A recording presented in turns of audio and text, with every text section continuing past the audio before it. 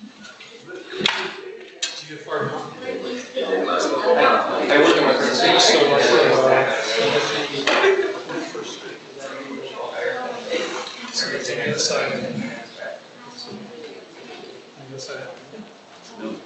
Yeah. Good evening, everybody. I have been used to mic. Thank you for coming out this evening. This is, my goodness, how many is this?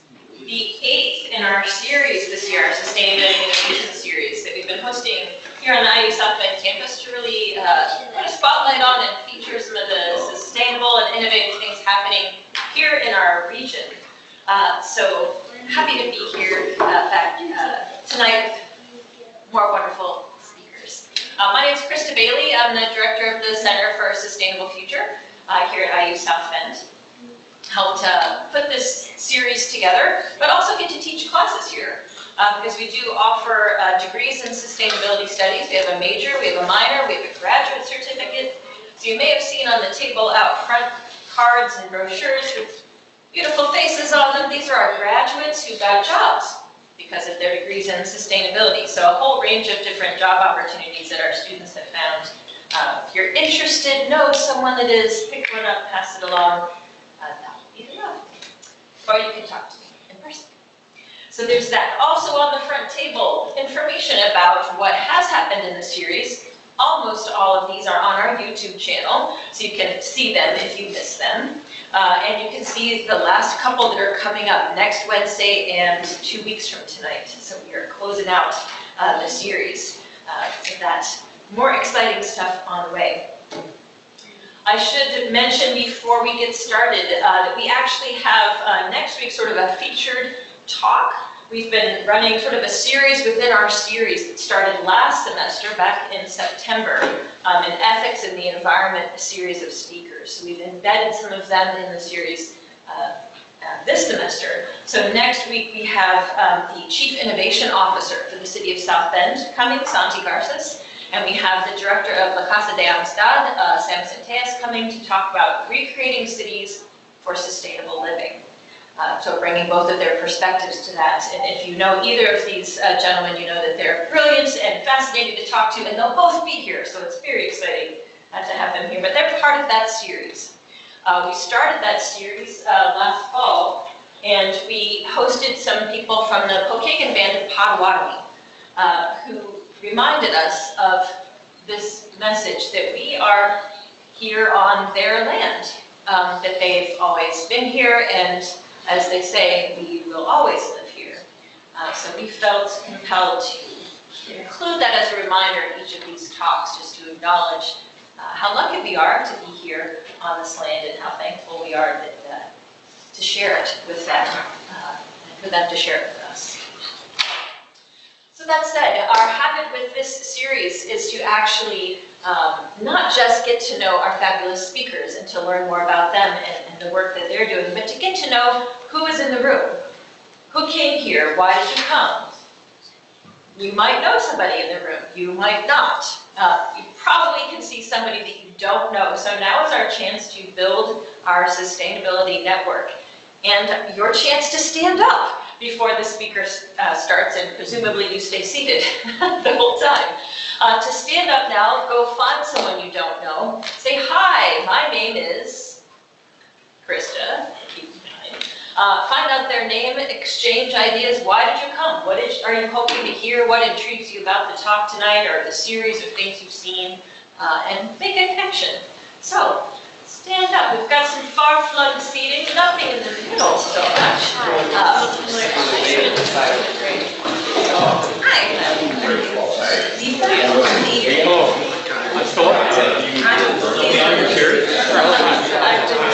Hi.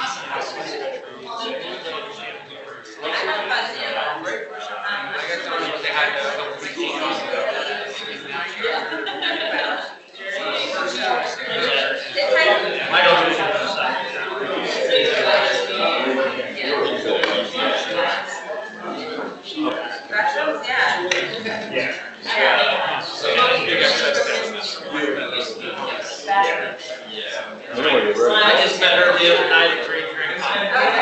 It was sustainable. But we still have to move. I'm not here this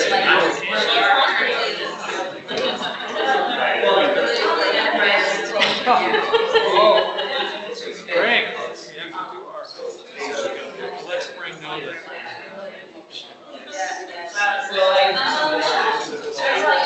A good deposit amount of that. That's something.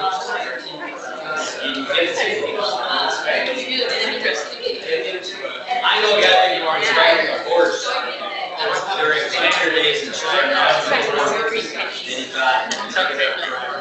I like this. Your encouragement to get people to get off. Well, it's always just try to steer it. He was find out who the other people.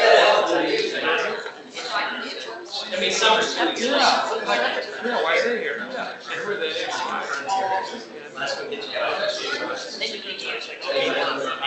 Father to say, when it comes.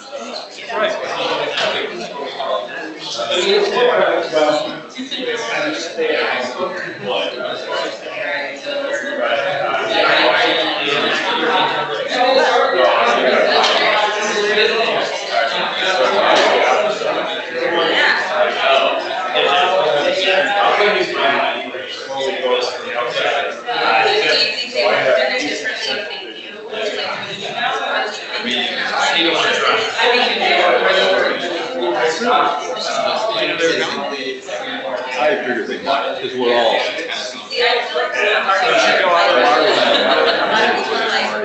Kind of an idea. It's really not a lot.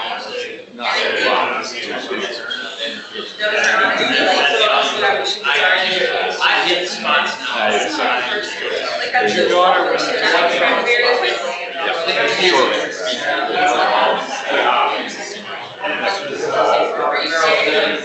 You put on here. The guy with There's It's a sheep. It's a sheep.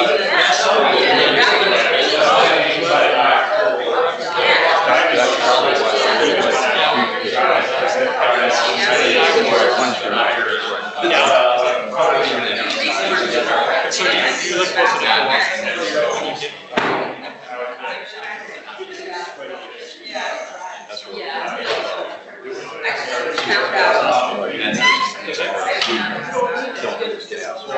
Really?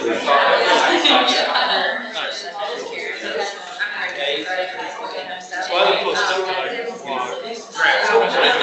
walk here and take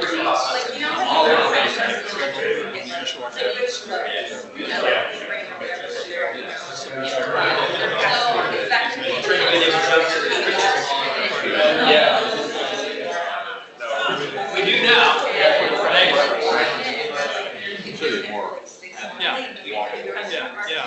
I'm glad the tribune.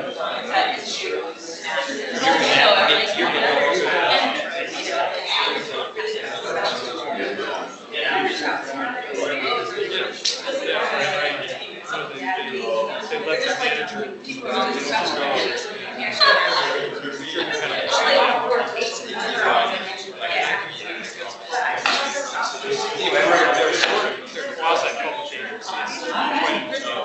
Marty says he's ready. Okay. Yeah, we did. Marty, bring on the show. I'm ready. Thanks for coming.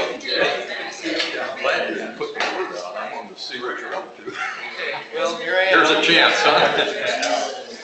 Well, we'll see. Isn't that fun? I love to do that because, you know, we all came to this same thing. It's great to find out what brought people here and meet someone. You're about to meet someone that maybe you don't know, but now you will, and I'm so happy that you will. So Marty's started coming to these talks a couple of years ago and listening and then saying every so often, well, you know, I did this thing, Chris. Just this little thing. I'm like, really, that's very intriguing. And so every time he said, well, you know, I also do this and things. And I said, you know what, I could probably do it. Please do. So I'm really excited to have Marty Mechtenberg with us tonight. He's an architect. He also has all kinds of LEED certification letters after his title, and he'll tell you about that, I'm sure. And what that has to do with global sustainability. So I think we're in for a really fascinating story. And yes, so help me welcome Marty.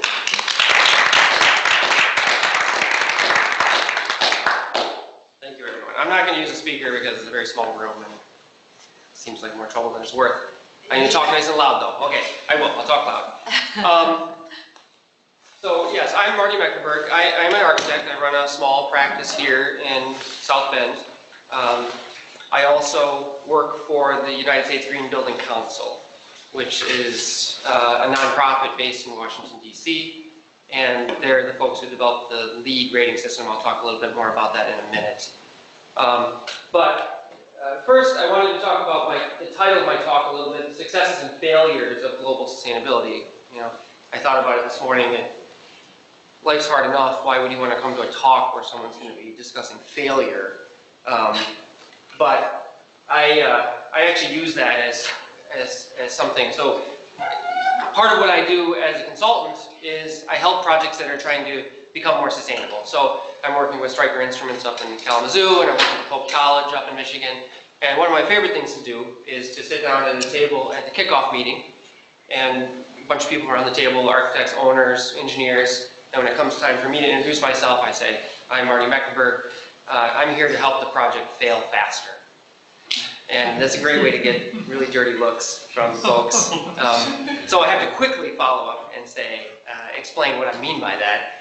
This is kind of a gimmicky thing in some ways, but the idea is to push your inevitable problems forward in the process so that you're making your mistakes earlier rather than later.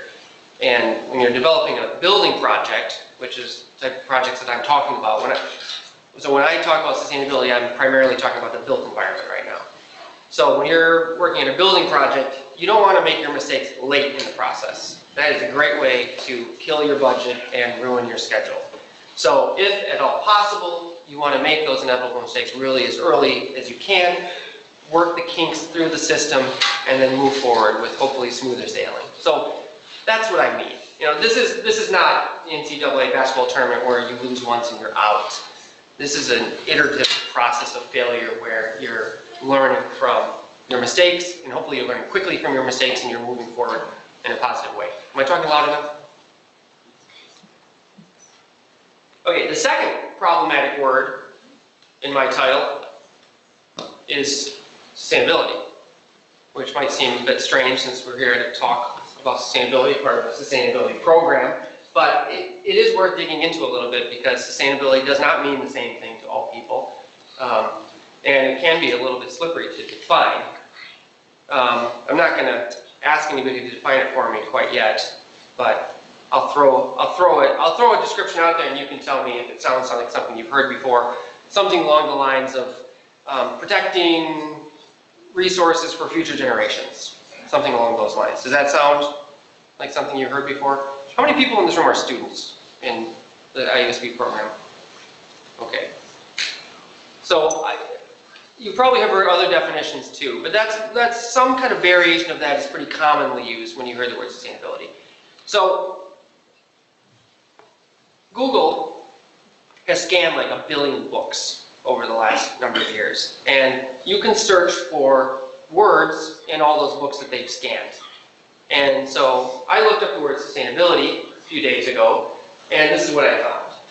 So you can see that before 1980, this word wasn't even on anybody's radar. That's not that long ago. And it makes you wonder, okay, where does sustainability come from, and what on earth happened? Because it went from nothing in 1980 to really kind of exponential growth.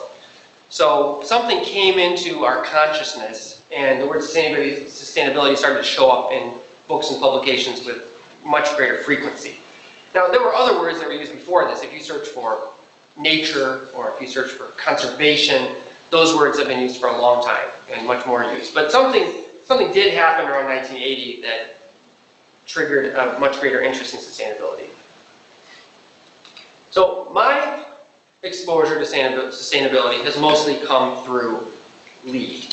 So I mentioned earlier, I work for the United States Green Building Council out of Washington, D.C. And LEED, people have heard of LEED? Okay, if you haven't, it's an acronym. It stands for Leadership in Energy and Environmental Design, and it's a rating system. So it's a third-party way to track what your building is doing. And part of this came out of the, in the mid-90s, people got interested in sustainability. They wanted their projects to be more sustainable, and people started asking the question, well, how do we demonstrate that? How do we demonstrate that to our customers, to our students?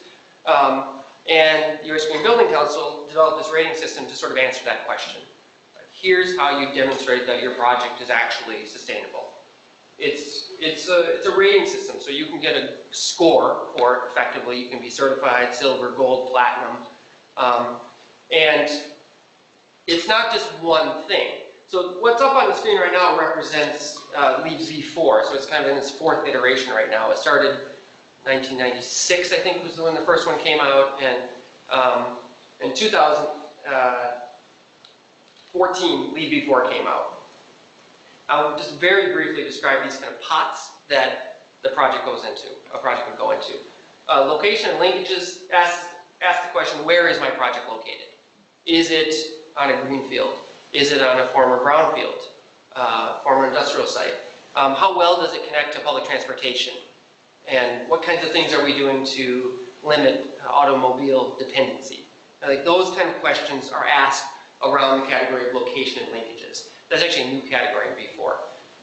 Sustainable sites, that pot looks at, okay, what's happening on my site? Am I using native plantings? What does my landscaping look like? How am I managing stormwater on my site?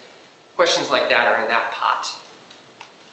Water efficiency, maybe the most straightforward of them, is looking at water in 2 ways. Inside your building, so consumption, mostly flow and flush fixtures, and then also outside your building in terms of irrigation. So what's happening in terms of our irrigation.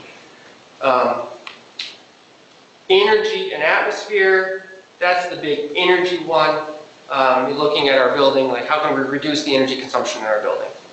So there's a lot of different ways you can do that. You can do that with the more efficient systems. You can install some renewables to help push down that number. Materials and resources. Who's been involved with LEED before at all? Has anybody done a LEED project or worked on a LEED project or had any sort of deep exposure, or even you have a little bit in New York or here in New York? So the materials category got changed a lot with this new version.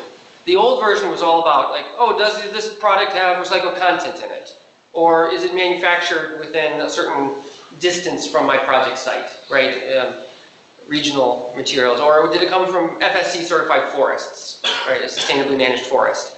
The new materials and resources, you could do a whole talk on that. Don't ask me to do it. It's much more complicated, but it's also much smarter because they're looking at things like EPDs, which are environmental product declarations for certain materials. So basically, what's in this product that I'm installing in my building? What kind of chemical ingredients are in this product that I'm installing? How do those chemical ingredients affect the health and well-being of both the people who are going to occupy the project, but also the extraction side of things? You know, what has to be extracted to make this material? And many of those standards actually came from Europe, and US products are slowly kind of getting on board. Like carpet companies, I don't know where this carpet came from in here, but a lot of the carpet companies have been very forward-looking, and they produce EPDs and HPDs, which are health product declarations for their products. But it's become smarter but more complicated. I should say, while I'm talking, I don't mind being interrupted, so if you want to ask me a question as I'm going on, you will not interrupt my stride, so feel free if you have a question to ask it. Indoor environmental quality is sort of a grab bag. It has to do with lighting, natural light, day lighting, controllability of systems. Do you have any control over your heating and cooling environment? That's linked to greater productivity and also greater indoor health.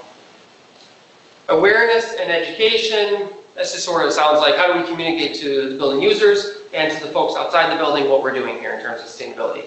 And innovation design is kind of an open category for your project if it's doing something above and beyond or it has a new idea that's kind of pushing the envelope. So that's sort of in a nutshell what LEED is, and that's what I've been doing for the last 10 years. So the work that I do with USGBC is I review projects that are seeking this certification. So I sit at my desk and I get a digital package of information for a project that's trying to become LEED certified, and I review that material and I effectively grade it. I sort of grade for a living, which is kind of a nightmare. But realistically, that is sort of what I do. I grade these projects for a living, and I make comments and I send them back to the project team. They have a chance to respond and modify things. These are just a sampling of the more than 500 projects that I've reviewed over the last 10 years. And you can see that this is not, it's called the United States Green Building Council, but the projects that I'm reviewing are not just in the United States. When I started in 2008, they mostly were in the United States. But over the years, we've seen more and more international projects come through the door, to the point where nowadays, I would say probably every other project I review is an international project. And they're really geographically dispersed as well. And countries like China and India and Brazil and even Italy have adopted LEED and kind of customized it for their own specific environments and situations. But sometimes projects use the US-based LEED model. And part of this is driven by not necessarily local grassroots projects in India, for example, but by corporations. So if you're Citibank and you're developing projects, you're a global multinational, you're developing projects all over the world, the decision might have been made at the corporate level that all of our projects are going to be LEED certified. And so that's what you see in a lot of international situations. So I've reviewed Nike projects in China a bunch of times. I've reviewed saving projects. I've reviewed Facebook in Ireland. So these big companies that have footprints in other countries are using LEED, and they're sort of exporting it at the same time as a standard. So I've reviewed more than 500 projects. So the question I asked myself before I came to this talk today is, what have I learned? I think I've had the fortune to see a kind of interesting cross-section of projects all over the world for 10 years now. So I've got a decade of doing this under my belt. So it'd be fair to ask me, well, what have you learned from doing that? What have you seen over the years with those projects? And one thing that I think I can say pretty standard across the board is that we're picking the low-hanging fruit. And it's not necessarily a negative thing, it's actually a positive thing in a way. But what I mean by that is sustainability, if you're trying to decide if you're sustainable or not, what's actually happening is you're saying, here's my project, and here's some kind of a baseline project that I'm comparing myself to. That's how I'm deciding where I am in terms of being sustainable. That's the way the system is set up. So I'm comparing myself to this baseline. And when LEED started, the baseline was like 1980. And I don't know, not that many people in this room are probably even alive in 1980, but we weren't building very sustainable buildings in 1980. They weren't very energy effective. They weren't very focused on indoor air quality. There were other qualities that were important in 1980 that were different than what are important today. So when you're comparing yourself to a baseline 1980, it's actually pretty easy to make improvements. So the way lighting is measured, for example, is with this concept they call lighting power density, right? So it's watts per square foot. So we've got this building here, and there's a certain number of watts per square foot. Back in 1980, it might have been 3 watts per square foot in a room like this with the lights on, or in a classroom. 3 watts per square foot. It doesn't sound like that much, but for every square foot of ground and the floor of my classroom, I was using 3 watts of power to light that. So you come through in 2000 or late 1990s, and you install some brand new high-efficiency LEDs. I'm sorry, fluorescents at that time, and nowadays increasingly LEDs. And you drop that lighting power density from 3 down to 1.5, down to 1, and now we're at easily 0.5 in many cases, 0.5 watts per square foot. That's a pretty dramatic reduction in lighting power density, and it makes your project look really good compared to the old baseline. You say, look, I've saved 75%, I'm using 75% less electricity than I was 10 years ago. And you're doing it all with what? Without doing any real work, actually. You're simply taking advantage of improvements in technology, installing that new lighting, and voila, you feel like you're being very sustainable. And you can give yourself a big pat on the back.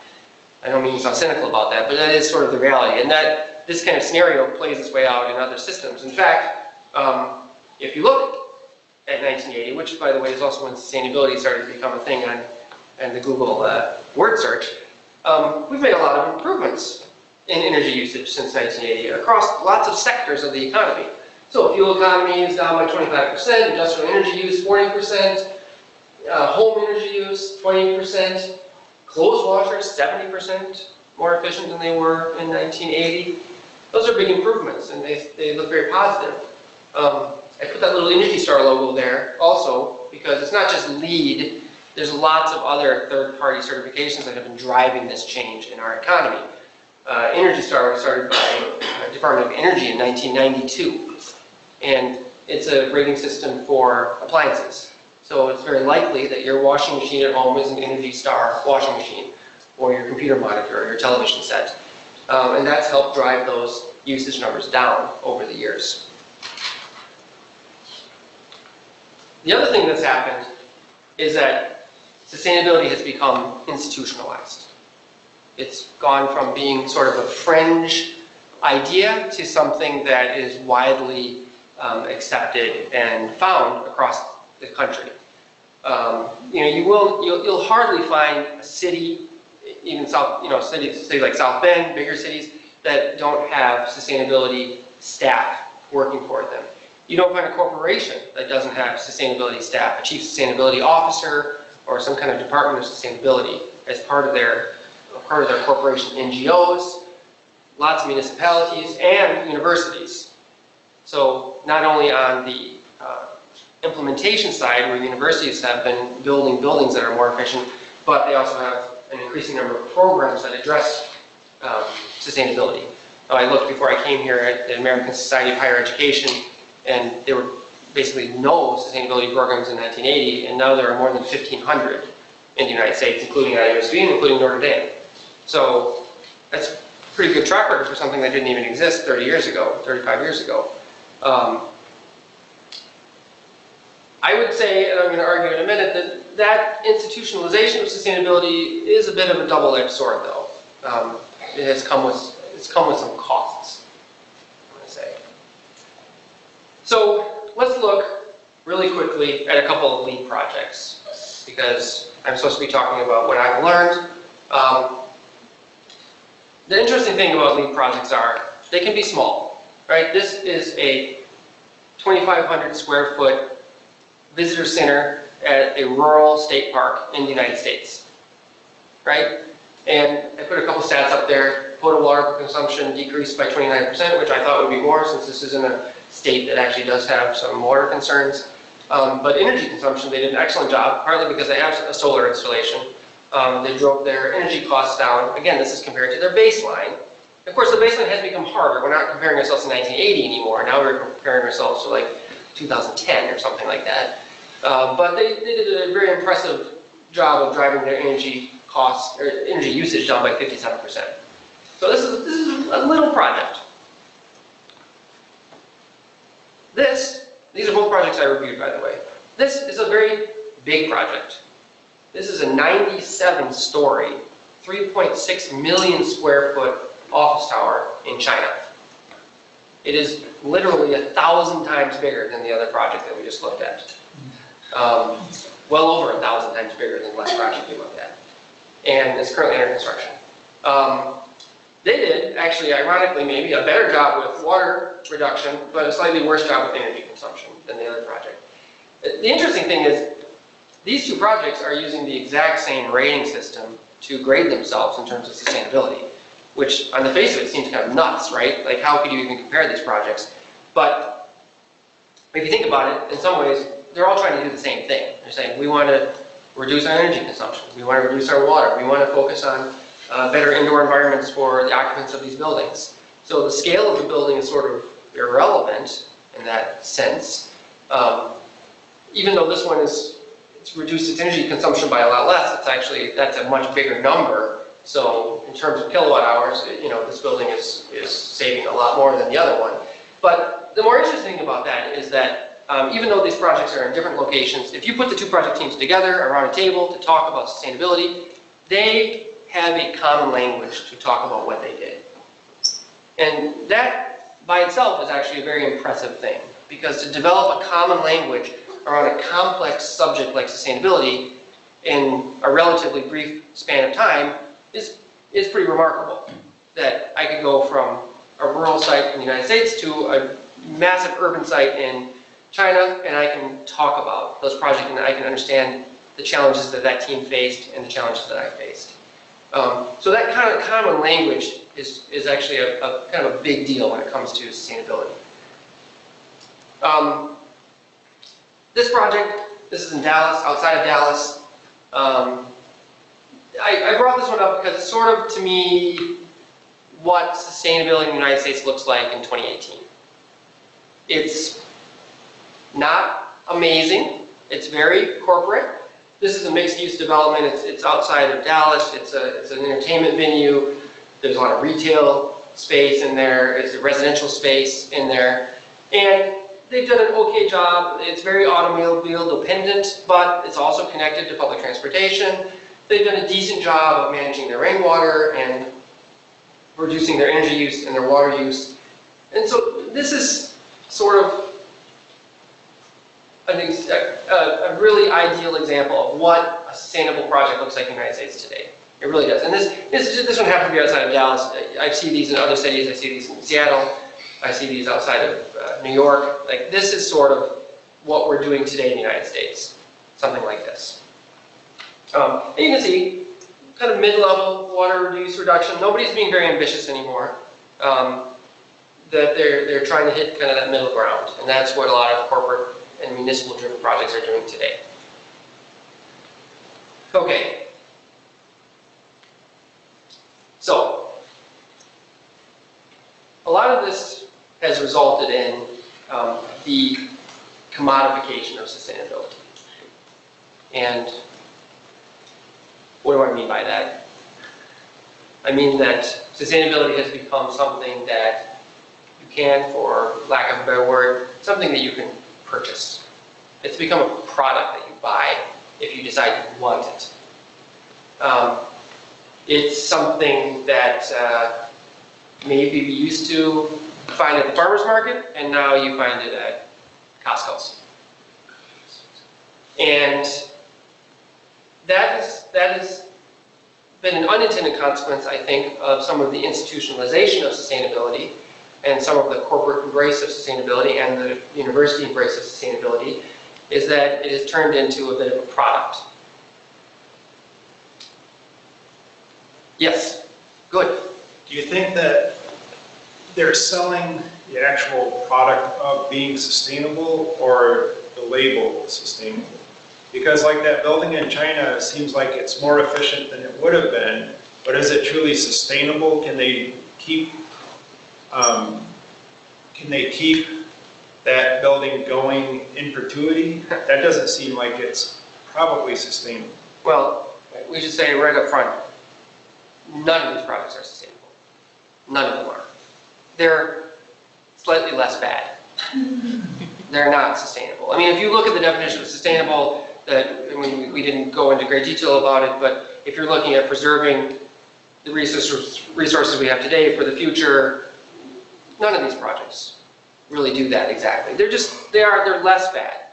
You know, that office tower in China is maybe less bad than one would have been built if it hadn't tackled LEED as a way to kind of guide its process. Does that sound really pessimistic? No, that sounds realistic. Yeah. It's really hard to argue anything other than that. You know, so anybody who says these are sustainable projects, I mean, again, it depends on how you define that slippery word, because this is what sustainable looks like in 2018 in a kind of institutionalized corporate sustainability environment. This is what they look like. This is what they mean when they say it too. Yeah? Just staying on this topic for a little bit longer.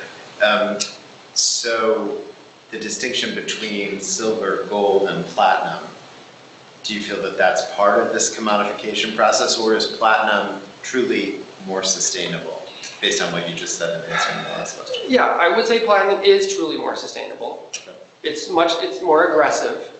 But here's the kicker to that. I've been doing this for 10 years now, and I see fewer and fewer and fewer platinum projects. I believe that. And I see more and more projects that are barely crossing the line to certified or silver. And when I started, there were a lot of ambitious projects out there that wanted to be leaders, and they were shooting for platinum. And now, it's rare that I see one come across my desk that has taken it that seriously. Jose? So why is that the case, that it looks like we're sliding backwards and on that level of certification? And what is sustainable? Can you tell us a project of actual sustainability, an example of such? Okay, well, you're asked two questions there. Why have we slid back? Well, we're not sliding back, we're just becoming less ambitious at a time when we probably need to become more ambitious. And I would say that we're becoming less ambitious because it's gotten harder, because we picked the low-hanging fruit. And now we have to do real work to make our projects more sustainable. And you know, the baseline has moved. We're not comparing ourselves to 1980 anymore. We're comparing ourselves to 2010, 2015. I mean, it's become more rigorous to demonstrate how you've improved. And when faced with that, projects are in retreat to a certain degree, because they concern themselves with the cost of that. It does go back a little bit to the commodification too, because once sustainability is a product that you can buy, that means it's also a product you can choose not to buy. You can say, I'm going to leave it on the shelf. I'm busy, my project's already struggling with its budget. Let's strike that from our budget. Let's strike it and move on. We're gonna be good enough anyway. I'm gonna get back to the second part of your question in a minute, okay? Okay, thank you. You had a question? Yeah, I was going to ask, if you think the tiers have made people less likely to reach for the top one, do you think it would be a smart idea to make fewer tiers? I never really thought about that.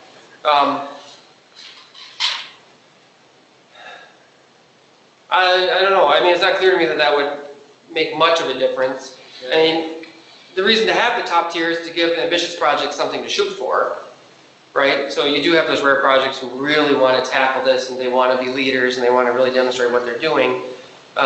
So there is something for those kind of projects to shoot for. And there are other rating systems. Living Futures Institute has a program called the Living Building Challenge, which is like way beyond platinum. So going back to your question, Jose, I mean, there are projects out there that I can talk about that have gone beyond platinum. I don't know. I mean, I don't know if there were only two, like you either get A or B kind of thing. I mean, I suppose it might, what would end up happening is people would limp across the finish line to B if they were ambitious, and then there would be nothing else for them to shoot for because they got that distinction. I think that would be possibly what would happen.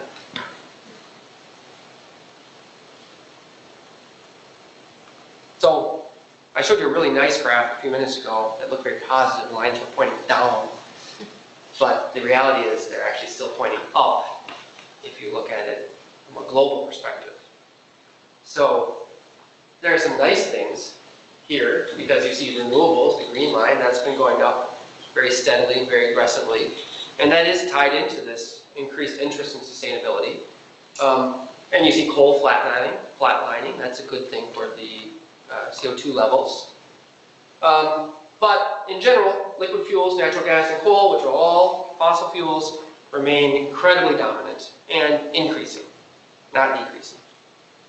So, and this is driven, you know, the United States for a long, long time has been a huge energy hog. But we're less of a, well, we're still a problem because we're still a huge energy hog. But what's driving these lines on this graph is the fact that other countries are now becoming richer, and folks who live in those countries, some of those countries are very big countries, want the things that we have taken for granted, like air conditioning and cars and cell phones and everything that goes along with that. And those trends have been driving the consumption of energy up globally. So the problem has not gone away. The problem has not gotten any better. At best, we're maybe slowing things down slightly. So, for the sake of this conversation, I threw failures, and I said we're going to talk about failures, right? So hopefully these are failures that we're learning from, kind of iterative processes. But I threw the failures into these three buckets, right? One of them is economic failure. It remains more profitable to do things in an unsustainable way than it does to do them in a sustainable way, roughly speaking. And that's mostly, it's not because sustainable projects can't be profitable, but it is because our economy still is very focused on short-term profit. And when you're focused on short-term profit, investing in a sustainably managed forest, for example, which might produce some steady income with a lot of labor over a period of generations, because you're managing that forest in a very specific way, is less attractive than a kind of clear-cut situation where you can make a lot of money all at once, and you can move on. You can replant behind you and feel good about that. So that's sort of an economic failure. And that is mitigated in different countries. I frequently bring up that I see one big difference between international projects and domestic projects. There's one category that international projects, almost across the board, doesn't matter where they are, take more seriously. Anybody want to guess what that category is? Water. Bingo. Water. Always water. U.S. projects, even in California and Arizona, they don't take water that seriously. But you go to other countries, you see a big difference right away. Like, they take water more seriously. They're more serious on the consumption side. They're more likely to be using gray water. They're more likely to be capturing rainwater. And they're even more likely to be treating their wastewater on site as a source of gray water. So even beyond that black water reuse, right? And that is, it doesn't matter where the project is. If it's outside of the U.S., it's almost always more aggressive. And if you dig into the data on that, it's a big part of it is just water is really cheap in the United States, and so nobody cares about it. And we think we have a lot of water, and it's cheap. You don't agree? We don't have a lot of water. I mean, western states are always in drought. Absolutely. So we don't have a lot of water, so which is always surprising me that the western states, they do take it a little more seriously than states like Indiana, but they don't take it nearly as seriously as Arizona could run out of China, water. Colombia, and other places. So, the second failure, pot, is political. I really don't want to get into politics, but so this little graph though just shows that even almost half of people who voted for Trump are supportive of the U.S. being involved in international climate agreements. And 7 out of 10 Americans are supportive of being involved and participating in international climate agreements. So clearly there's a failure happening at the federal level. The good news is that it's being made up for by states and municipalities in the United States who are really emerging as leaders in this area. And that's been a really very positive thing, even though the federal government has kind of abdicated the leadership role in this area. And then finally, there's a kind of communication failure happening. I bet you people have seen this image before. It's kind of a famous picture. That's a bird on a beach with its belly full of plastic. And I bring that up there as a communications failure in the sense that we need to think about how we're talking about sustainability. Because when sustainability becomes a commodity, when it becomes a product, well, I can just ask you this, like when's the last time you went to Walmart and you looked at something on the shelf and you got really passionate about it? You got really passionate about something on sale at Walmart. I'm guessing that's never happened. And I think that there's an argument to be made that the commodification of sustainability has led to that sort of result, where it's very hard to get passionate about sustainability in the way that we probably need to be passionate about it. Because problems like this haven't gone away, they're getting worse. So how should we respond to the commodification of sustainability? I have an answer, maybe not the answer, but I would argue, it might be a funny thing for me to argue, is that we should stop buying it. We should stop treating sustainability like a product and move it back from the shelves of Costco to the farmer's market, or back to the local business in our community, back to our neighbor's house. One of my favorite authors, John Ehrenfeld, his book I brought right here. It's a lovely little book called Flourishing. So you know this book? John Ehrenfeld he's an ecologist. He's not an architect or engineer, he's an ecologist. And he's written about sustainability for a long time. He taught at MIT for years. And he uses the word flourishing. And I read that book and I really started latching onto the word flourishing as well, because it sort of gets you away from the idea of sustainability as a product, and it gets you into a mindset of like, okay, how do I create a flourishing product? Like, what would that mean as opposed to just a sustainable project? Like, it's flourishing. And it's flourishing not just for the building or for the occupants, but for the land around it, right?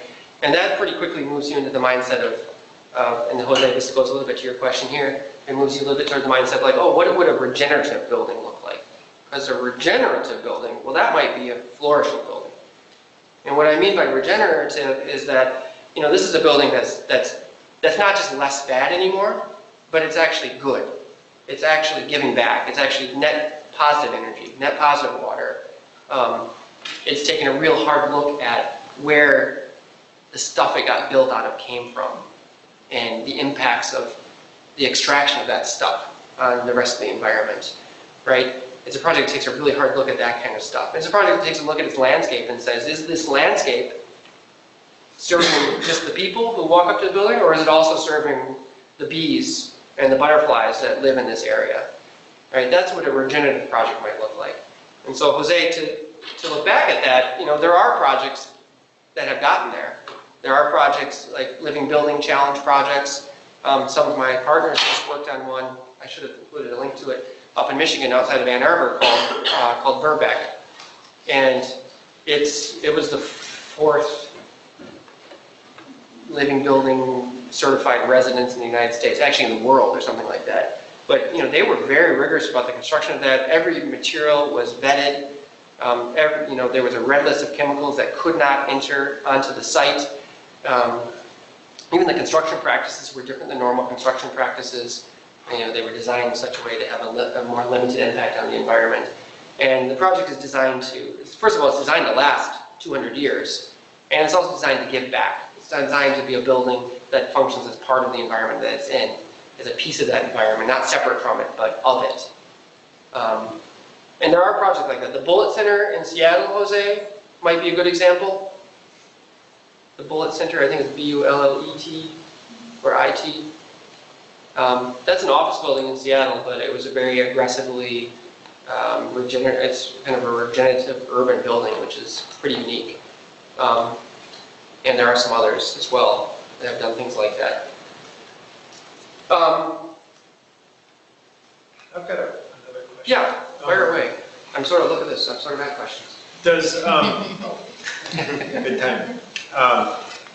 Does the LEED certification and the restorative projects, does any of that take into account refurbishing buildings as opposed to new construction? Well, that's a good question. That's always been actually a problem that I have, because I think that LEED has historically been too pro new construction and doesn't reward the renovation of existing structures as much as it should, right? Because you've got all this embodied energy in these older buildings, and LEED V4 is a little bit better about it. They've tweaked it to give a little bit more oomph to the renovation projects, but I still find it to be too pro new construction. Did I answer your question? I didn't really, I just sort of agreed with you. LEED actually offers the O&M system too, operation and maintenance. Yes, that's a good point. So LEED is, there's not just like one thing in LEED, there's a bunch of different rating systems nested under that headline. I'm sorry, I didn't quite hear what you said. I'll explain in a minute. So mostly what I've been talking about here in the projects that I review are building design and construction, which means they're new construction or they're major renovations. But Greg was pointing out that there is another rating system under the LEED umbrella, which is operations and maintenance. So that's a rating system that's designed for an existing building, not one that's necessarily undergoing a major renovation, but one that wants to improve its operations. Which, at the end of the day, is where the money gets spent anyway. I mean, you might spend $1 million building your new building, but you'll spend a lot more than that on operations over its lifetime. So that rating system tries to get at, am I operating this building in an efficient way, and what can I do to make it better? Like NIPSCO and the power companies, for instance, they will actually offer you money to fix your lighting, fix your HVAC system, make it more operationally a leadership in design by changing out the old and bringing in the new SEER systems for air conditioning. Right. There are high efficiency systems. So there are incentives out there. So sometimes you get money for doing the right thing. Imagine that. The power companies have an interest in that because they want to manage demand, and it's not good for them. Peak demand is always a problem for them, and so if they can convince an institution to lower their peak demand, it helps the power companies out. So that's why they're willing to put some money towards it. What else? Yes? You said something about why you favor farmers markets or local shops, etc. Is that sustainable? Are farmers markets and local shops sustainable? I mean, as a marketing approach, can we hope that Yes. catch on and be? I believe that very firmly. So tell us why. Because, I mean, part of it goes back to, if we're talking about sustainability in any way, I'm interested, even though I make my living doing this, of moving away from this idea of sustainability as a kind of a corporate or an institutionalized product. And I've become more and more a firm believer in you have to build things from the ground up. So you have to start with your neighbors, and you have to start with local businesses, and you have to start at that level. Because at the end of the day, probably your local business is way more sustainable than the Citibank that was just built in China anyway, because you're operating your business in a different way than they are. And those kind of things aren't valued enough. because the projects like Music Factory are the ones that get built, and there's no local businesses in the Music Factory. It's all big kind of corporate entities that occupy that space. So you've got, Chipotle and whatever large bar brand is in there, and they're all about landing the big international client companies to move into that space. And to me, when you're doing that, you're only going to get to some mediocre baseline at that point. You're only going to get to the 30% water saving, 30% energy savings. I think to recapture the excitement of sustainability, you have to move it out of that realm and back to the street. That's where sustainability started. I mean, sustainability started, it wasn't in the 80s, it was actually before that, when we started to recognize that we're no longer, we spent a lot of our human history being afraid of the environment and having to fight against it. And then all of a sudden one day we woke up and we realized that we could completely manipulate it and control it. And so we've been doing that for a long time. And it wasn't until maybe the 60s and the 70s that some people started to realize, wait a minute, we're actually in a position now where we're damaging the environment in a way that we never imagined possible. And that was a very grassroots movement at the beginning. It wasn't driven by corporations at all. They didn't care at all about that at the time. It was driven by people, regular people, small businesses, neighbors. It was environmentalists who were just trying to get the consciousness out there. And I think that we've lost a little bit of that energy. And that's why we need to go back to the smaller businesses and the local scene.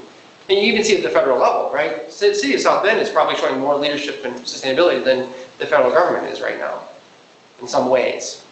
In a different scale, but there's an argument to be made. Tim, you go first. That's your question. Yeah. Is there a particular, city besides South Bend, or even South Bend for that matter, or corporation who is making good extra miles to be sustainable and do these certification projects and, that isn't doing the minimum, say? Well, there are some of the coastal states in particular have taken more of a leadership role, like California, Massachusetts.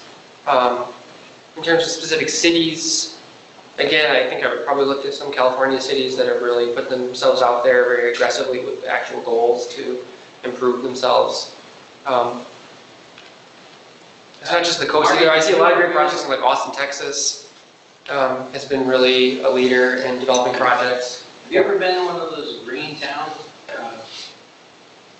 conferences? There's towns that actually have gone green and put in better streets and such. Ohio has several of them. I don't think I've been to a green town per Cuyahoga se. Falls, for instance. Okay. Fox Valley near Cleveland.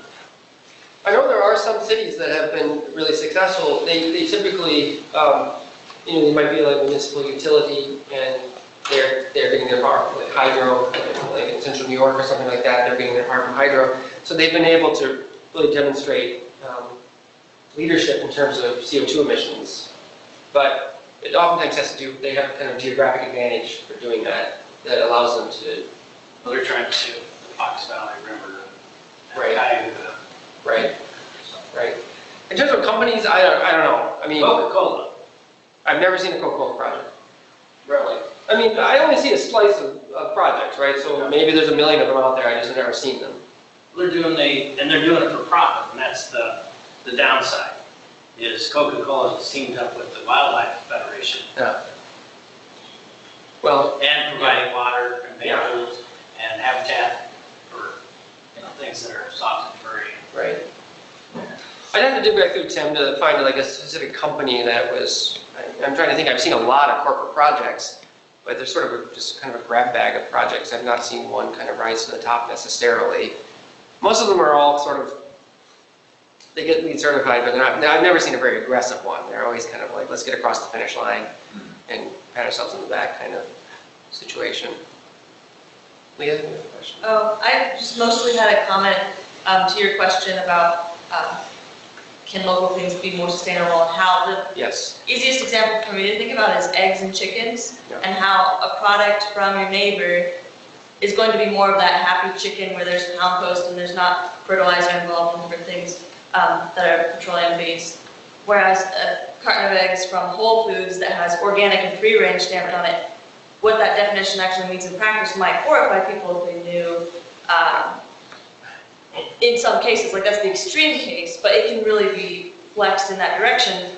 Whereas something that comes from a neighbor, you have the relationship to know more, I guess. So it's really hard to scale up on a corporate level in some cases. Yeah. No, I think that's Not, true. there are certainly ethical large companies doing it right, but not always. And I think you're making a distinction between corporate morality and government decisions. So you might say the Paris Accord is worth talking about, but hoping that corporations are going to be green is maybe not worth struggling with. Because they'll never value. Yeah, they're gonna be green insofar as it sort of works for them in their best interests, I think. And that's not always a bad thing, but it does have its limitations, But I it's think. really far from neighbors Yes, sharing eggs. Yes. And it's very far. yes, yes. I know you run a small business, so I mean, I'm sure this is close to your heart. Yeah. Yeah.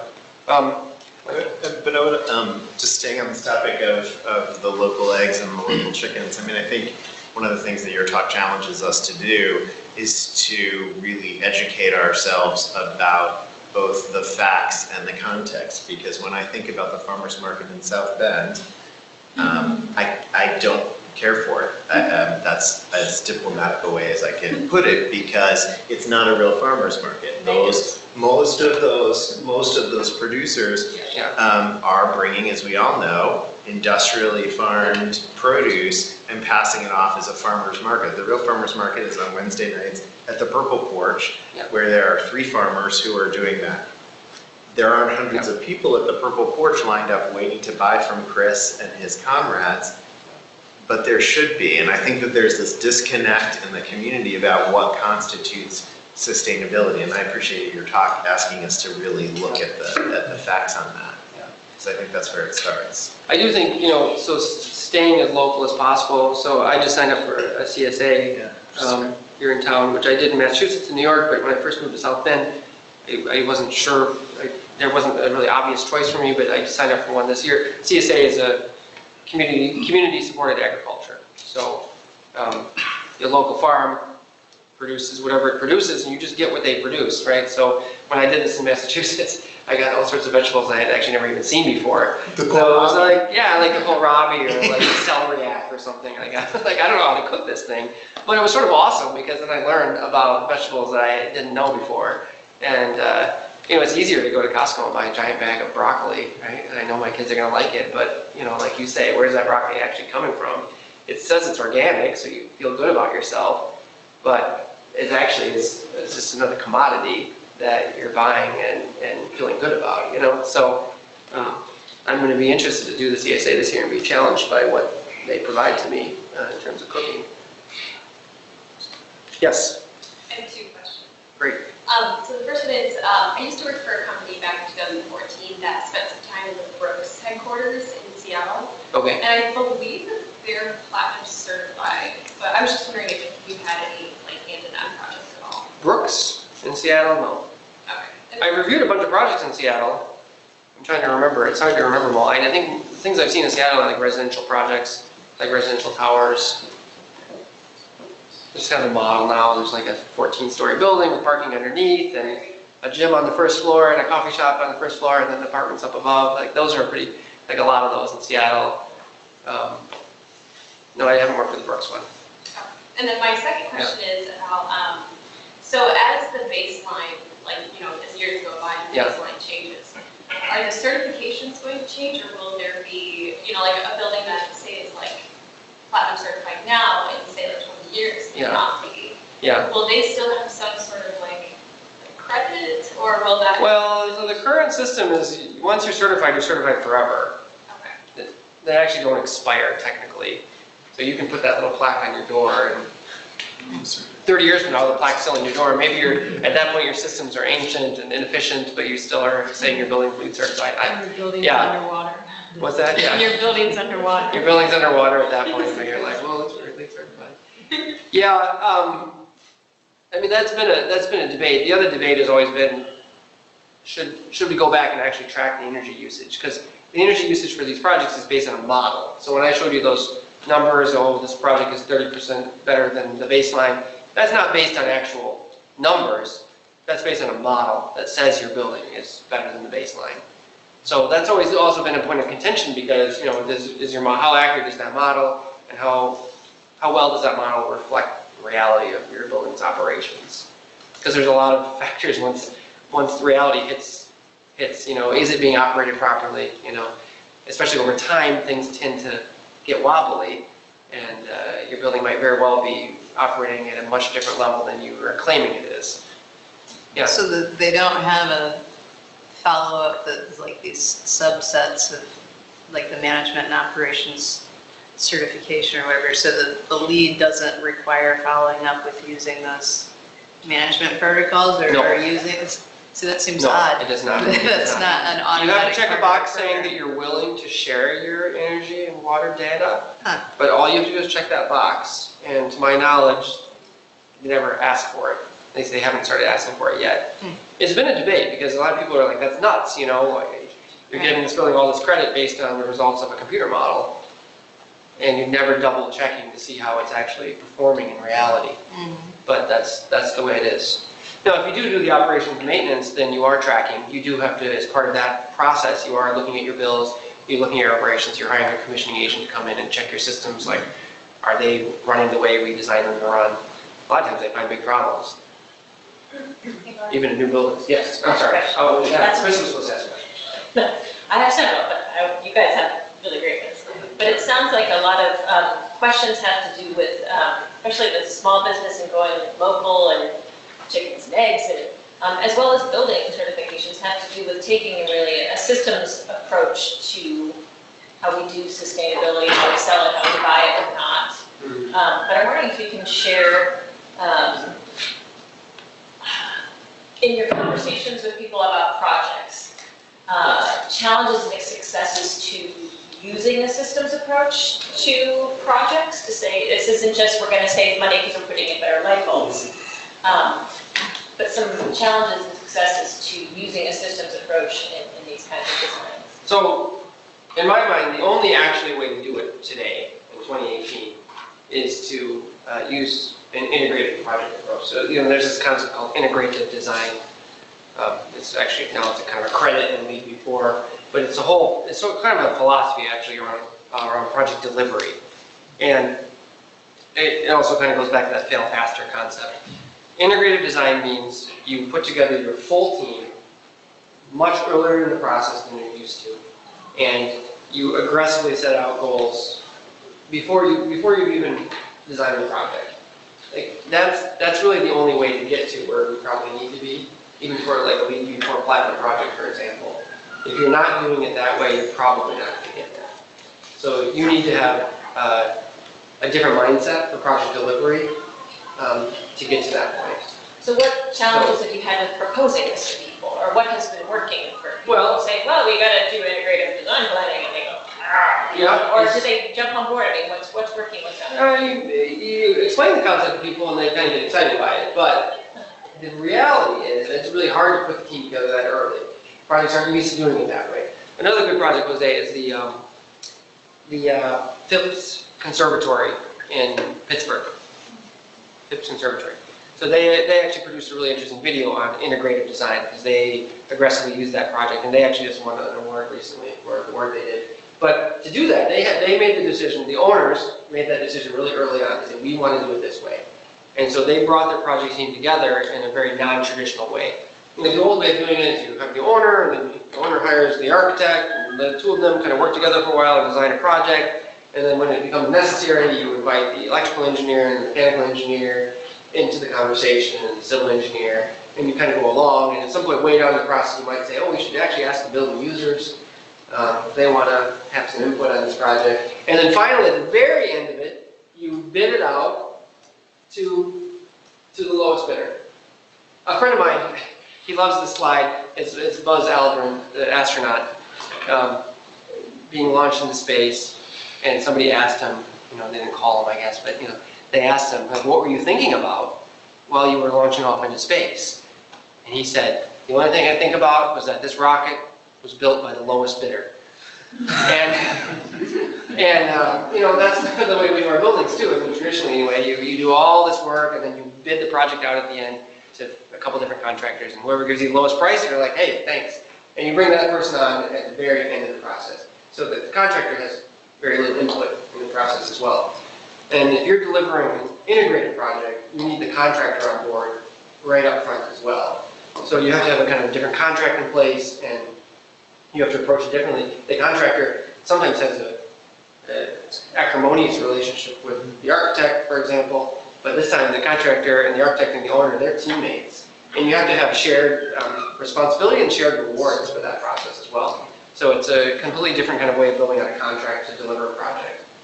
But it can result in a much more successful project because you're making those decisions up front with the full team present, and instead of making certain decisions later on when maybe it's too late to make an effective change. So that's really vital, and it needs to become more standard practice if we're going to keep moving sustainability forward beyond where it is today. Speaking of that, you said sustainability in the US is not amazing. That it's not amazing is what your actual quote was. I wrote it down. But that was awesome. Thank you for your honesty all throughout this talk, by the way. But if you could, maybe one best tip to make sustainability in the US more amazing. You talked a lot about the uncommodification of it, but Yes. what would be something to do to make it more amazing here or anywhere? Well, I don't want to answer the second question with the same answer I gave your first question, but to a certain degree, that is the thing that we need to do to make our projects more amazing. We need to change the way we deliver a building into the world. We need a different midwiping process. And really, I really mean that. Like, that's the one thing that we could do right now. It doesn't take any radical change. It doesn't take any. It is a radical change, but it doesn't require. It doesn't actually require a lot of extra effort. It just requires a different mindset, and it requires putting together a team in a different way to deliver a project. And that is probably the single best thing we could do right now to make our project more awesome. So teamwork will save us, is what you Yeah, sort of. Yeah, I mean, really, it's a big part of it, right? Teamwork, putting together the right team and treating that team with respect and sharing responsibilities and sharing rewards across the full realm of project delivery. I should make a quick note. There are several people, more than several people that have been watching online. So I don't know if any of you listening, attending virtually have a question you want to unmute and ask, or you can type it in the chat and I can ask it for you. I hope there's like a really But if you're creepy out there and you have a question, yeah, so I didn't want anyone to do that suddenly and think about it, so I forgot to warn you. But if you're watching virtually and you want to ask, you can type it or unmute. And you don't have to do it right now, but I just want to put that.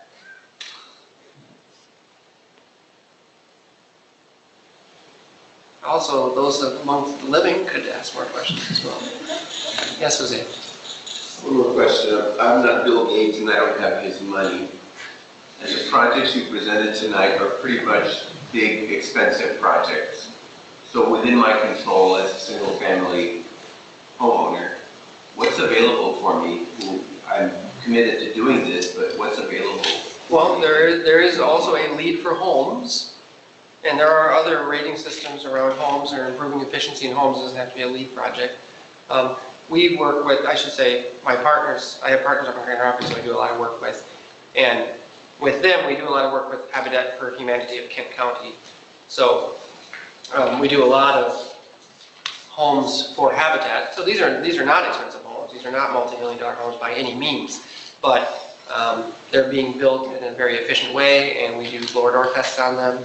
And there are certain standards for the type of equipment that gets installed in them, high SEER values, and That's something that anybody can do. I mean, if the Habitat for Humanity home can be doing it, you can be doing it too.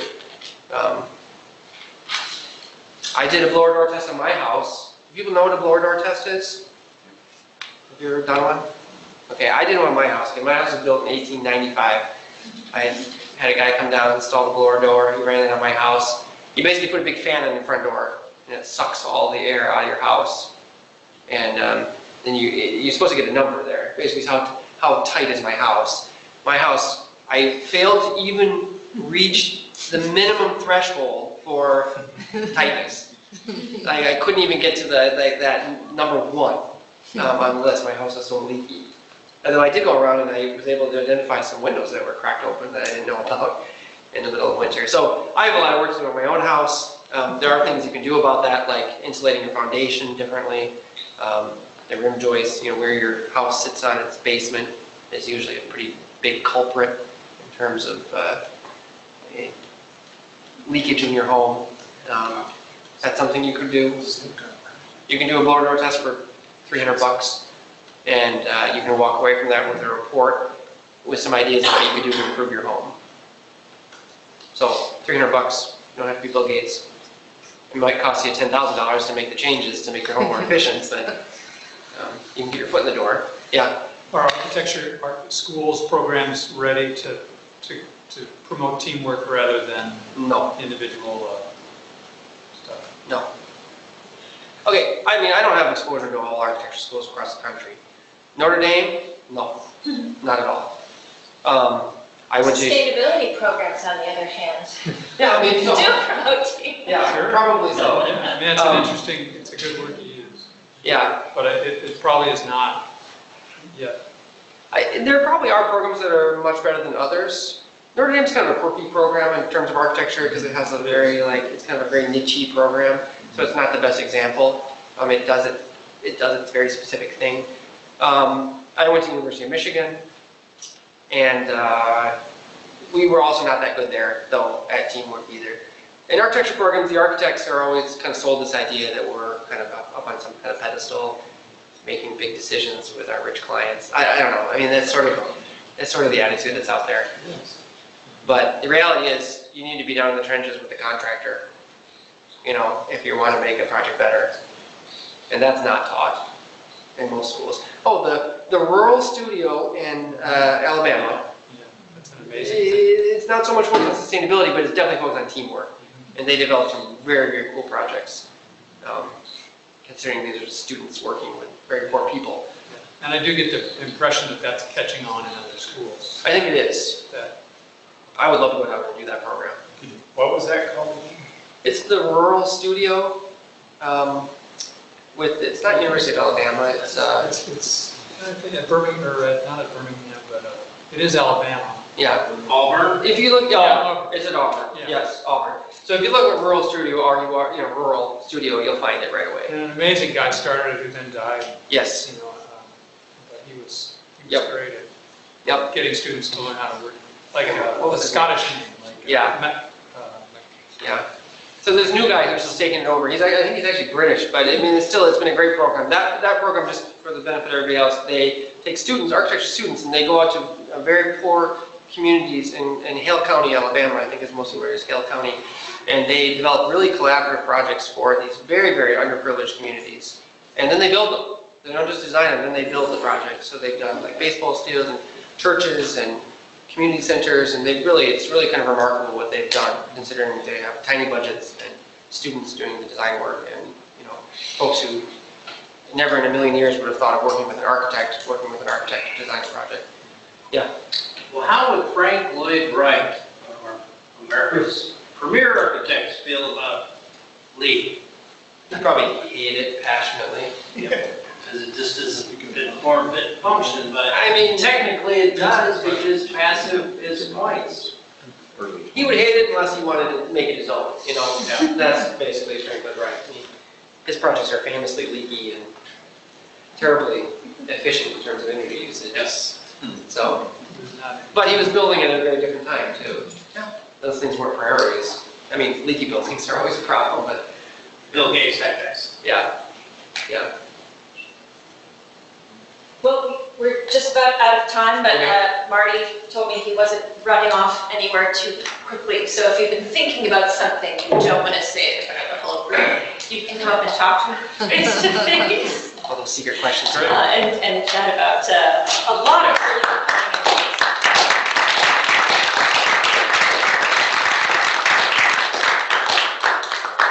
You can join us next week and the week after. We've got 2 more amazing talks. Thank you for coming tonight.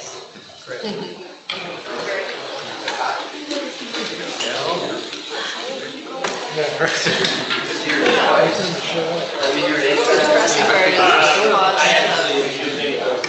part is vast change available to the common. And absolutely not available to them to refurbish at the level that Because there are a couple of dealers there, not my building. How do you sell?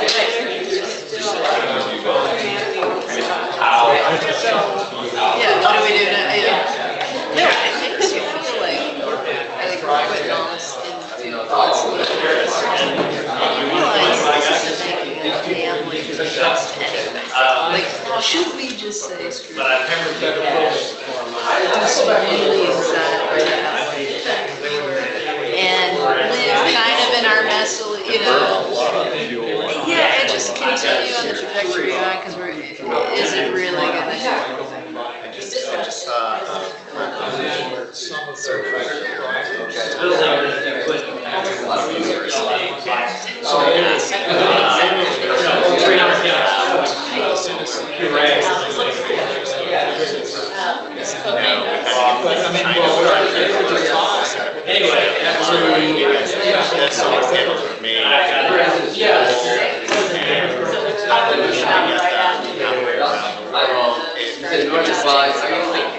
Commodities thing is interesting.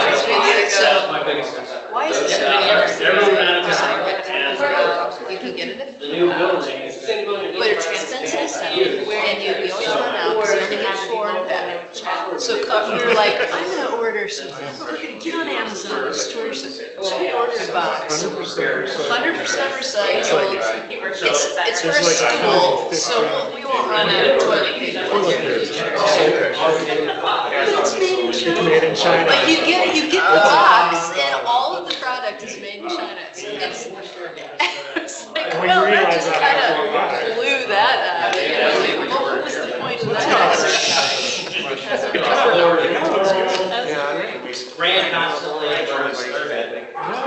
it's all food for thought. It's all interesting.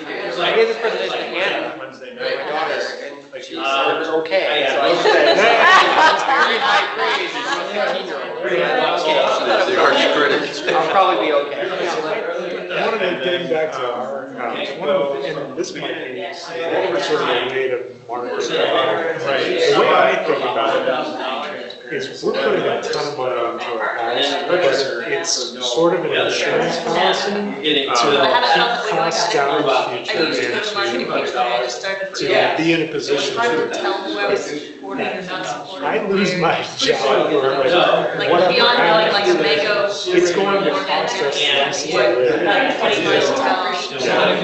And I think of, a lot of times I think of, you know, capital versus income operations. And my thought process is, I've got capital right now that I can to keep that.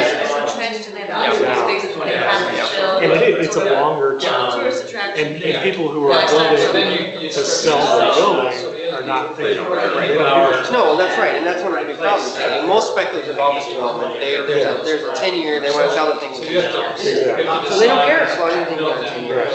And so if they get the slap of the label on there, they're going to do just enough to get that label so that it's on the market. Right, yeah. It's the commodity thing. And it also, it's sort of like I thought of it, studying for the tests as opposed to studying for knowledge. Well, that's what the certification programs kind of feel like. I mean, we looked at Passive House, you know, I was like, this is just kind of spending money on Nobody knows about it. You're talking about like getting your house passed. Yes. I mean, the logic for doing it would be to prove that it was done.